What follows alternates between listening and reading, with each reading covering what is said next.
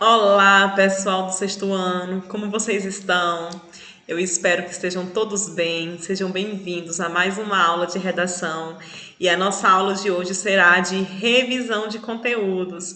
Sim, pessoal, revisão de conteúdos. Por quê? Porque a semana de atividades avaliativas de vocês está começando.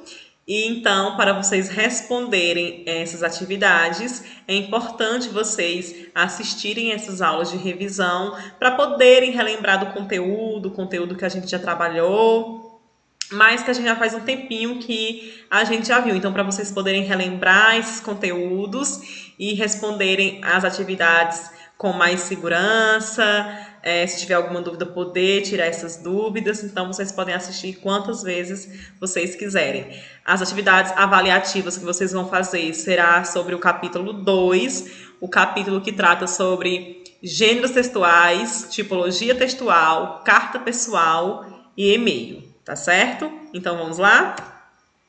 Os gêneros textuais. O que são os gêneros textuais, pessoal? Relembrando aqui, eles são categorias de textos que apresentam conteúdo, composição e linguagem relativamente fixos. Por quê? Porque não muda. A receita culinária ela tem uma estrutura: ingredientes, modo de preparo, o anúncio publicitário, ele tem lá as frases, a imagem, o manual de instruções também, a bula de um remédio. Então, se você for observar, são composições e estruturas fixas. E os gêneros textuais são os diversos tipos de textos que nós temos no nosso dia a dia. Então, eu quero fazer uma receita, eu vou lá e pego um livro de culinária. Eu passo na rua, vejo um outdoor com uma propaganda. Eu ligo a televisão, passo um comercial de um produto. Eu mando uma mensagem no aplicativo para uma colega. Eu mando um e-mail, eu escrevo uma carta. Então, todos os dias e a todos os momentos nós estamos em contato com esses textos. Chega em casa, mamãe deixou um bilhete. Então, nós estamos em contato com esses textos e esses diversos tipos de textos que estão aí no nosso dia a dia e nós estamos utilizando eles na nossa prática social, são classificados como gêneros textuais. Eu coloquei aqui para vocês dois modelos de gênero. Um é o quê? É uma receita de uma pizza, e o outro é um anúncio publicitário, tá certo? Então, todo texto, ele tem uma finalidade, ou seja, ele tem um objetivo. Qual é o objetivo desse texto? É justamente ensinar as pessoas a fazerem essa pizza. Qual é o objetivo desse outro texto, desse anúncio? É pedir para as pessoas, conscientizar as pessoas para não jogar lixo na rua, né? Porque o lixo na rua ele entope os bueiros e os córregos, causa problema, causa doenças, né? Os mosquitos. Então, ó, lixo na rua só na hora da coleta. Então, o que eles tentam é conscientizar as pessoas de colocar o lixo na rua só quando passar a coleta e não para jogar o lixo na rua que nem muitas pessoas fazem. E a finalidade desse é ensinar essa pizza. Então, todo texto que nós utilizamos tem uma finalidade. Por exemplo, a bula de um remédio, qual é a finalidade dela?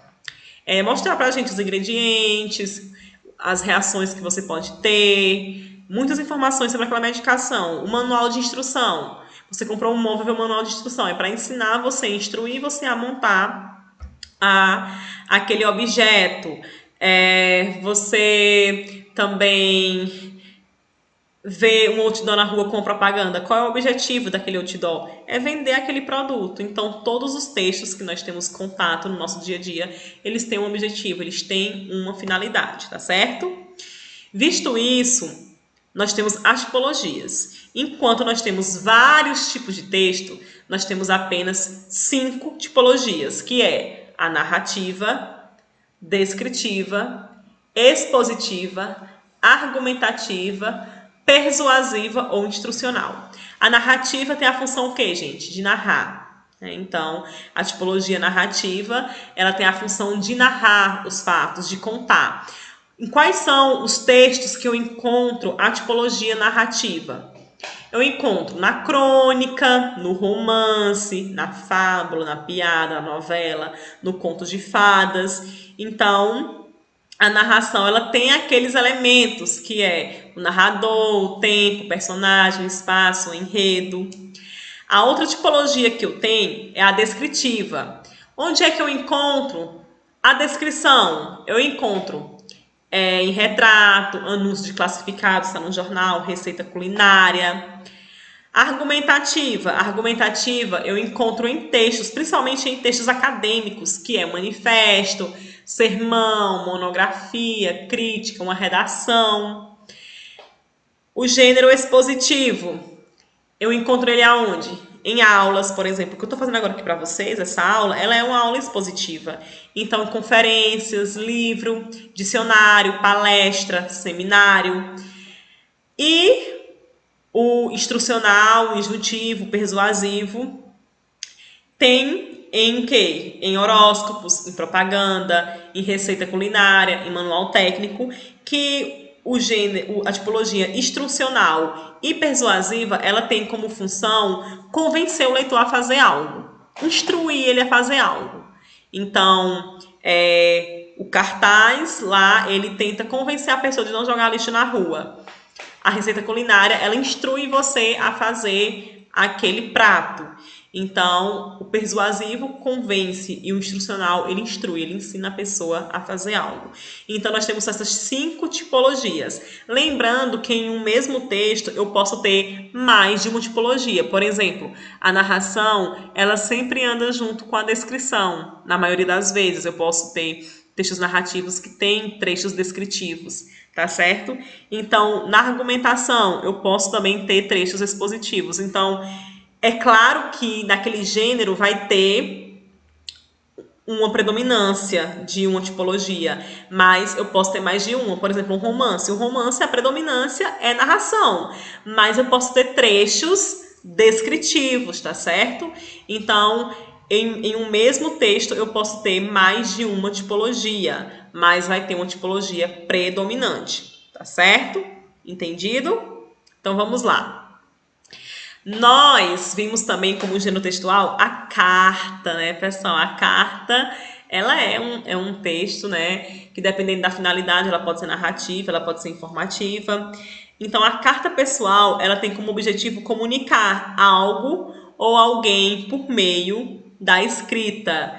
Então, a carta, ela é um dos meios de comunicação mais antigos que nós temos, quando não existia celular, quando não existia internet, quando ninguém tinha notebook, as pessoas se comunicavam pela carta. A carta demorava meses para chegar nos locais, diferente de hoje em dia, que em segundos a gente chega um e-mail. Então, a carta pessoal, ela comunica algo a alguém por meio da escrita. O público dela é geral, é quem quiser escrever carta. Hoje as pessoas, elas perderam mais o costume de escrever carta por conta do e-mail, da facilidade. As pessoas perderam esse hábito, mas ainda tem pessoas que escrevem, também tem as cartas de recomendação para trabalho, né? Então, a gente precisa ter esse hábito. E a carta, ela possui algumas características, tá certo? Que é local e data. Então, no início da carta, eu já coloco o local e data. Eu vou até colocar nesse exemplo aqui, ó. Então, eu tenho o local, Indaiatuba, e a data, 13 de julho de 2011. Começo com uma saudação e um vocativo, ó. Cara, é uma saudação.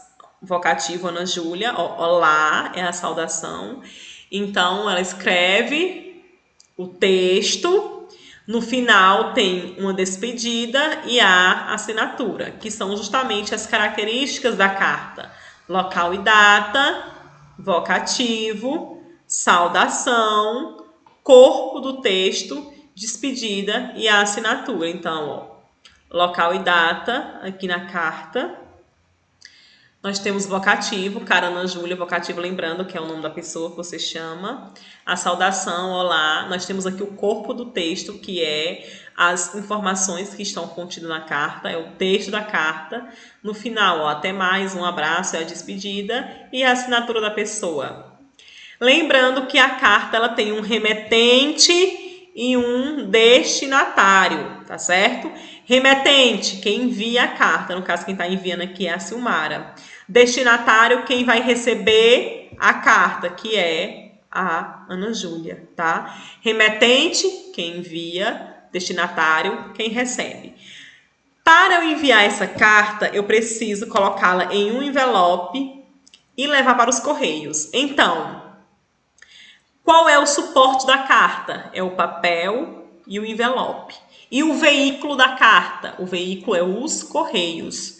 Lembrando que o veículo é por onde essa carta circula. Qual é o meio aí que ela circula? Então, é os correios. O suporte é o que eu preciso para escrever a carta. Eu preciso de um papel e de um envelope. E o veículo é por onde eu envio essa carta, que é os correios. Então, nós temos aqui a frente do envelope, ó, que é justamente o destinatário. Então, tem um destinatário aqui, ó, Felipe.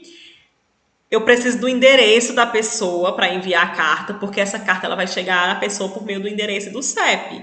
Então, ó, ele mora aqui na Rua da Paz, número 1000, Belo Horizonte, Minas Gerais. Então, ó, tem o nome da rua dele, o número da casa, a cidade que ele mora e o estado. E principalmente o CEP. O que é que significa o CEP, gente? Código de endereçamento postal. Então, é por meio desse código aqui que essa carta vai chegar ao destino certo. Tá? Porque cada cidade ela tem o seu código, ele é único. Cada cidade tem seu CEP. Então, eu não posso colocar o CEP errado. Eu tenho que ter o CEP, porque é o que vai garantir que a carta vai chegar no local certo. E aqui no verso, nós temos o remetente, que é quem envia a carta. O Lucas Barbini, ele mora na Rua Paraíso, 2000... Opa! Peraí. 2000. Belo Horizonte, também, Minas Gerais. E olha o CEP dele, 31 010 080. Esse selo aqui não precisa se preocupar, porque esse selo quem coloca é os próprios correios, tá? Quando você vai lá fazer a postagem da carta, o próprio correio, ele é quem coloca, tá? Então, lembrando, remetente, quem envia a carta. Vai ficar nessa parte aqui que você fecha o envelope. Né? Eu preciso colocar o meu endereço, se eu que estou enviando, eu preciso colocar o meu endereço e o meu CEP. A mesma coisa. Para quem eu enviar o destinatário, eu tenho que colocar o nome da pessoa, o endereço dele e o CEP dele. Tá certo? Vou lá nos correios, o correio coloca um selinho, eu pago uma certa quantia e a carta é só esperar ela chegar. Ok? Então, depois do e-mail, da carta, nós vimos o e-mail. O e-mail, ele é uma evolução da carta. Por quê? Gente, porque ele é muito parecido com a carta. Ele tem basicamente as mesmas características da carta. O que vai mudar aí é só o veículo de comunicação. O veículo da carta é quem? Os correios. E quem é o veículo do e-mail? A internet. Então, eu preciso de internet para enviar o e-mail. Se não tiver internet, eu não consigo enviar. Então, o veículo da carta é os correios. O veículo de comunicação do e-mail é a internet. Qual é o objetivo do e-mail? Enviar uma mensagem via internet de modo a se comunicar com alguém. Então, é o mesmo objetivo da carta, comunicação. O público geral também é as pessoas que usam a internet para se comunicar. As características, a mesma coisa, remetente, destinatário, saudação, corpo do texto, despedida e assinatura. As mesmas características da carta. O que vai mudar aqui no remetente e no destinatário é justamente o endereço, porque lá na carta eu tenho que colocar o nome da pessoa, o endereço que ela mora e o CEP. Já aqui no e-mail, o endereço é diferente. O endereço da pessoa é o quê?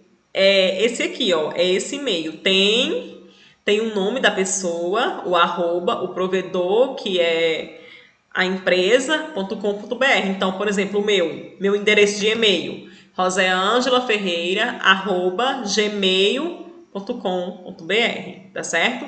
O nome é o nome ou apelido da pessoa. O arroba é o símbolo empregado em endereços eletrônicos. O provedor é a empresa que possibilita o acesso do e-mail, Hotmail, por exemplo. .com comercial e BR, sigla de Brasil. Então, eu tenho aqui um e-mail onde eu tenho, ó, quem é a pessoa que envia? Eduardo Lívio, ó. Eduardo Lívio, @visiobr.com. Então, a diferença entre a carta e o e-mail é essa, porque lá na carta eu mando o nome da pessoa, a rua que ela mora, a cidade e o CEP. Aqui no e-mail não, eu preciso só do endereço eletrônico da pessoa, endereço de e-mail. Mas tem que estar bem certinho, porque se tiver uma palavrinha errada, não vai. Então, eu preciso lá do endereço da pessoa para eu enviar. Nós temos aqui, ó, olá, Dayana, tudo bem? Então, observe que ele começou com uma saudação, vocativo.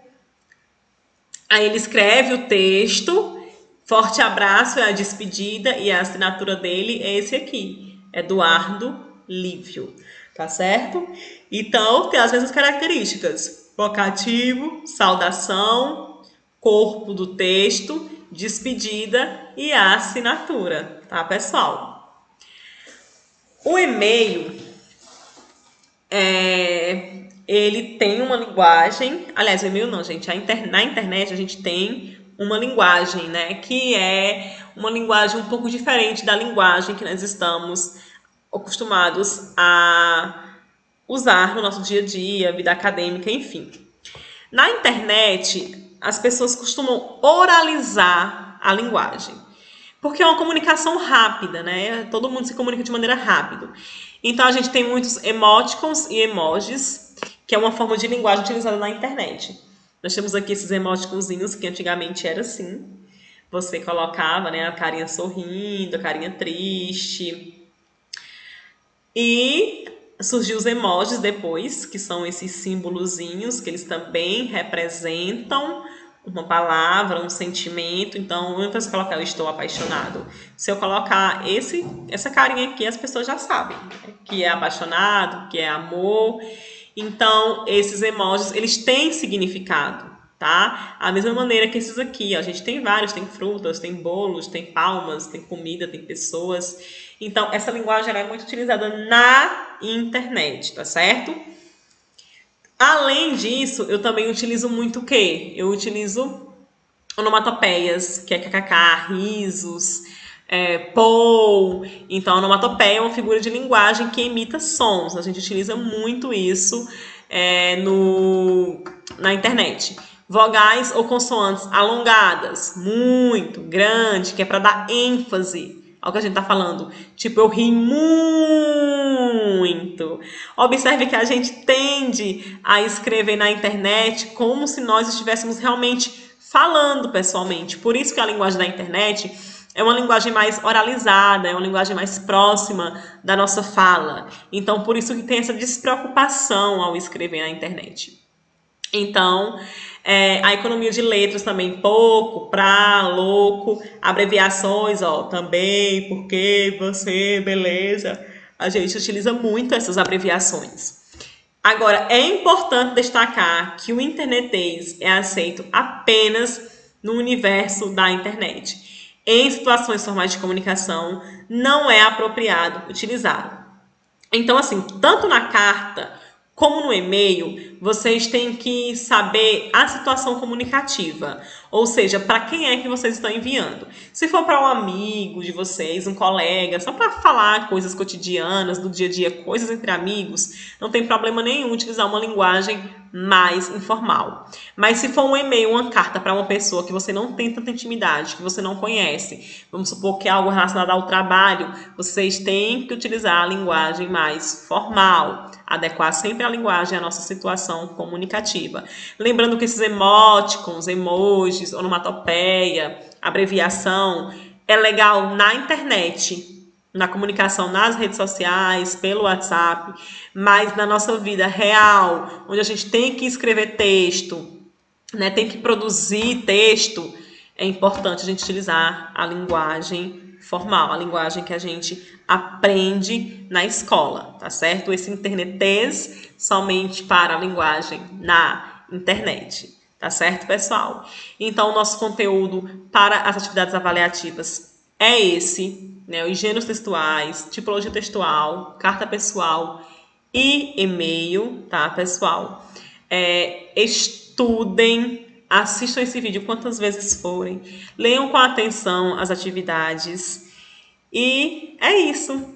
Estudem bastante, se cuidem, fiquem com Deus e até a próxima aula. Tchau!